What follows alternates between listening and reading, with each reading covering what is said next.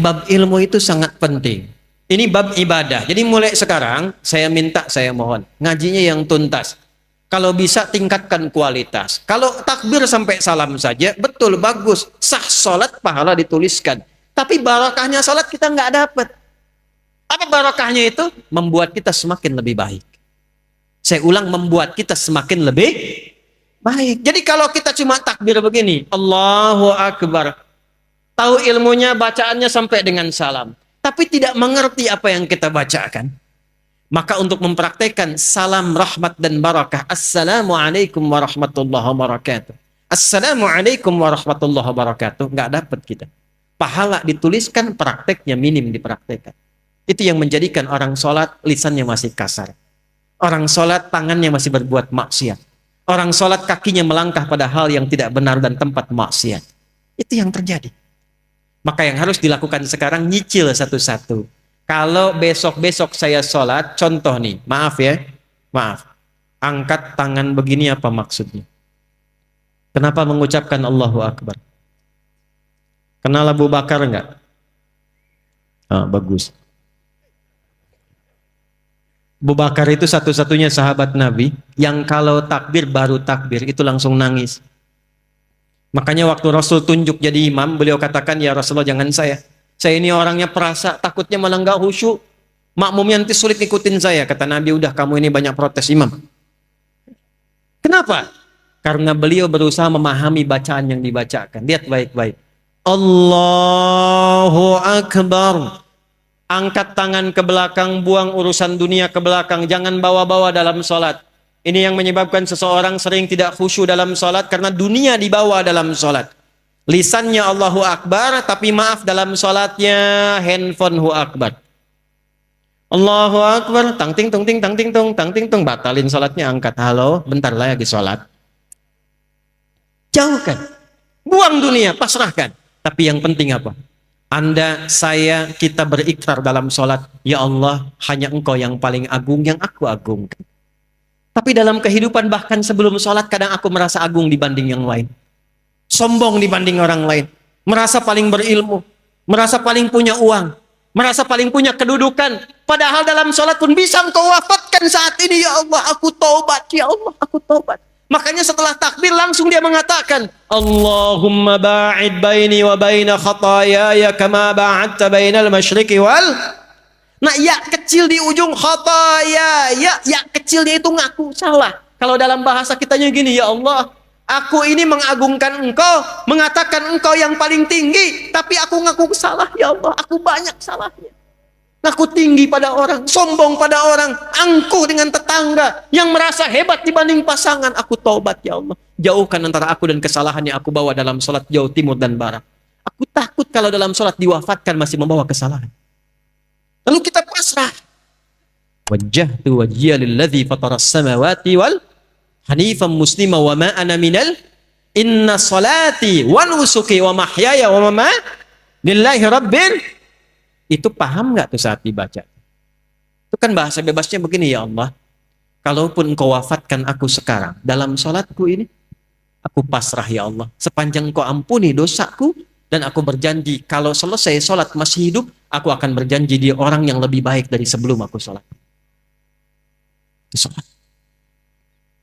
Terakhir sekarang, sholat selesai, sesama muslim sudah baik, belajar ilmunya. Apakah yang tinggal di Pekanbaru ini orang Islam saja? Ada non-muslimnya tidak? Ada non-muslimnya tidak? Perhatikan tuntunan Nabi. Kalaupun dalam kehidupan kita beribadah, jangan pernah memaksa. La ikraha lakum dinukum, ibadah masing-masing. Tapi ketika diatur hubungan muamalah, interaksi sosial dalam kehidupan, di pekerjaan, bertetangga, berkebun, Anda menemukan di dalamnya bukan hanya orang Islam tapi non-muslim, maka hukumnya berlaku universal bersama-sama. Diatur dari yang paling kecil sampai yang paling besar. Yang paling kecil, Anda tinggal di komplek, ada orang Islam, tetangganya non-muslim, Nabi samakan semua hukumnya. Hukum makanan, hukum senyuman. Senyum kepada yang muslim, senyum pada non-muslim. Anda ketemu tetangga yang muslim senyum, yang non-muslim nggak senyum. Kok nggak senyum, Pak? Maaf ya, ibu kafir sih. Oh, Masya Allah. Itu dicatat oleh malaikat dosa tuh. Senyum Anda pada orang Islam harus sama dengan senyum Anda pada non-Muslim. Jika ke orang Islam senyumnya 100%, pada non-Muslim senyumnya 100%. Izin komandan. Hati-hati nih. Di TNI, di Polri, Jati, di pengadilan, mohon izin, di kantor-kantor, nggak semuanya orang Islam. Mesti adil. Kalau memang yang layak promosi jabatan non-Muslim, promosikan. Kalau yang layak yang Muslim, promosikan. Tapi tanamkan nilai-nilai kebaikan, nilai-nilai keadilan, sehingga ketika ditanya, dan terima kasih, bukan terima kasih. Islam yang mengajarkan saya untuk bersikap adil dalam tugas saya. Ketika itu dilakukan, maka dia kenal Islam. Kalau kemudian kenal dan memahami lantas mengucapkan asyhadu an la ilaha illallah wa asyhadu anna muhammadar rasulullah, itulah pahala yang melekat pada amanah kedudukan. Pada Anda yang tidak punya kedudukan tapi bertetangga, Allahu Akbar. Ingat hadis ini, siapa yang masak makanan baunya sampai ke tetangga, maka bagilah tetangga itu walaupun hanya hafal yang ini nih kuahnya. Jadi ini biasa masak sop ayam, ayamnya dia makan, kuahnya dikasih tetangga. Tetangganya tanya, kenapa kami dikasih kuah? Hadis Nabi, Pak. Ini korban terjemahan nih. Maksud Nabi, nanti besok-besok itu orang banyak kreatif bikin bumbu-bumbu. Memang yang dimasak itu cuma, maaf sekali, singkong. Tapi bumbunya bumbu rendang. Diambil dari Bukit Tinggi, bikin rendang singkong. Bumbunya rendang, yang dimasaknya apa? Bagi tetangga supaya nggak salah persepsi. Dikiranya memang betul rendang, ternyata rendang bagi. Tapi hadisnya belum selesai. Saya pengen tanya, apakah Nabi pernah mengatakan kalau tetangga Anda Muslim saja? Nggak ada redaksinya begitu. Makanya ratakan. Bikin rendangnya, kirimkan ke setiap tetangga yang bisa dibagi. Jangan dilewat yang non-Muslim. Yang Islam bagi, Pak Haji bagi, Bu Haji bagi, Bu Ustadz bagi, tetangga biasa bagi. Tiba-tiba pastor keluar. Pak, kayaknya enak rendangnya. Emang sih, Bapak sih salah, tokoh kafir. Enggak boleh. Dosa tuh. Itu alih-alih dapat pahala, langsung tulis dosa. Coret. Datangi, ketuk rumahnya. Selamat pagi, pagi. Ada apa Pak Haji? Ini ada rezeki. Nih, ada satu panci rendang. Oh, Pak Haji baik sekali. Bukan baik. Nabi Muhammad yang mengajarkan saya untuk berbagi. Kenalkan nama Nabi Muhammad. Besok-besok saat dia mengembalikan panci, udah bisa salam. Assalamualaikum Pak Haji. Tuh. Padahal Anda aja haji belum, gitu kan? Ajarkan aja enggak. Udah assalamualaikum dan didoakan. Assalamualaikum Pak Haji. Mau ngembaliin panci. Tuh. Terima kasih Pak, enak sekali. Cuma mau nanya aja, kira-kira hari ini Nabi Muhammad ngajarin berbagi lagi enggak? Itu perkara makanan. Ini saya lihat banyak tumbuhan nih. Hati-hati nih.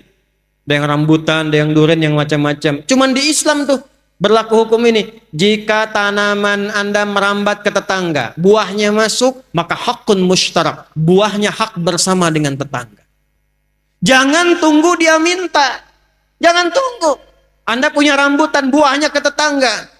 Ketuk pintunya, sampaikan. Bu, ya Pak, ada apa? Itu ada buah. Ya, saya tahu pohon rambutan punya Bapak kan. Betul, pohonnya punya saya. Tapi buahnya ke tempat ibu. Jangan tunggu sampai menguning, sampai memerah. Ibu pengen saat hijau pun ambil aja. Nggak usah minta izin sama saya. Aturan dari mana Pak? Nabi Muhammad mengajarkan saya, jangan sampai tetangga menikmati dengan pandangan dan menyapu sampahnya saja, dia mendapatkan bagian yang sama untuk mengambil buahnya. Islam. Di mana ada aturan begitu? Cuman itu aturan buat buah aja. Kadang repotnya dia nggak tahu ketika ayam Anda main ke pekarangan dia tuh.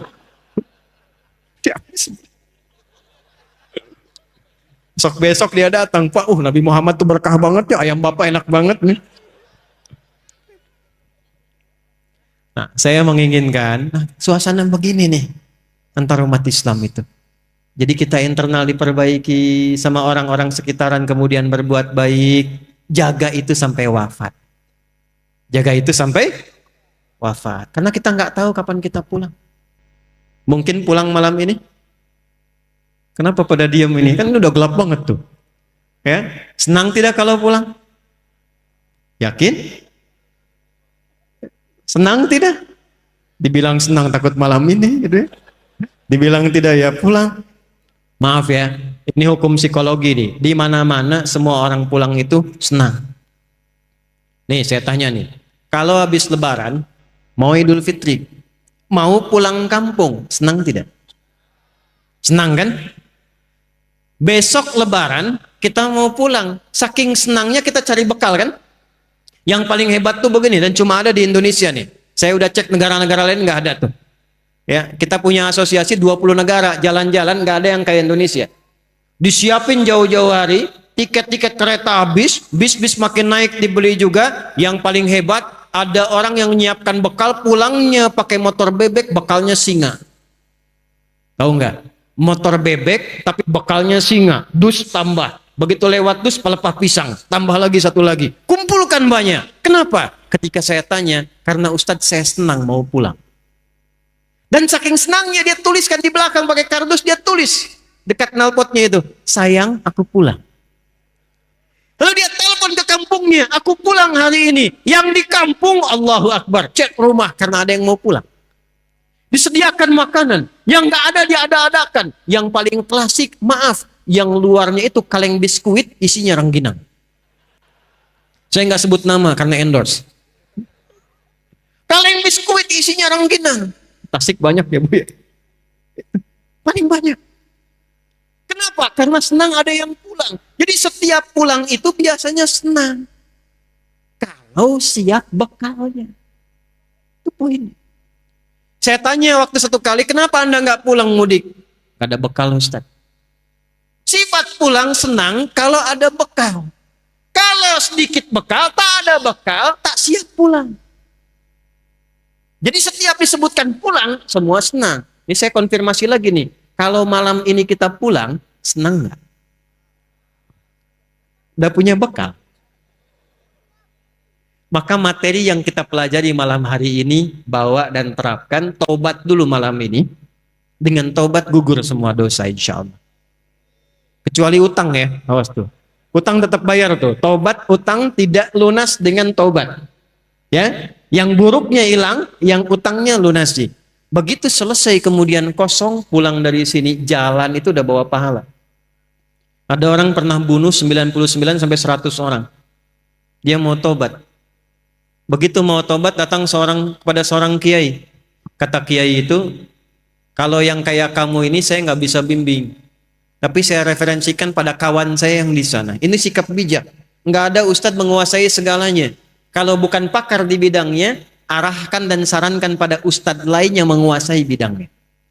Maka dia jalan ke tempat kiai itu, di tengah-tengah, ternyata ajalnya tiba, meninggal. Di tengah-tengah.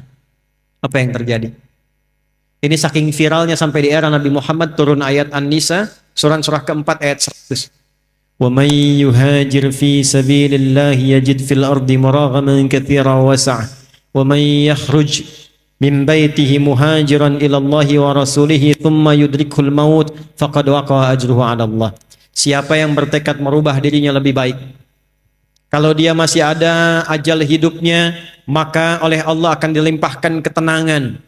Jadi kalau mau berubah jadi baik, bukan dunia dulu yang dikasih, bukan materi, bukan pangkat dulu, diberikan ketenangan di hatinya oleh Allah supaya menerima kebaikan. Setelah itu baru dilimpahkan, kedudukan tambahkan, harta tambahkan, ilmu tambahkan. Tapi kalau dia ingin berubah tiba-tiba wafat di pertengahan, maka jalan kakinya itu menggugurkan dosa-dosanya. Tobatnya diterima, tapak kakinya dihitung sebagai amalan baru. Maka orang tadi yang pernah membunuh 100 orang, maaf, dia meninggal di pertengahan jalan ke majlis ilmu untuk mengaji, di tengah-tengah belum sampai belajar, meninggal di tengah. Allah perintahkan, catat amalannya untuk menggugurkan dosanya. Dan catat tapak pertama kakinya untuk mengantarkan dia ke surga.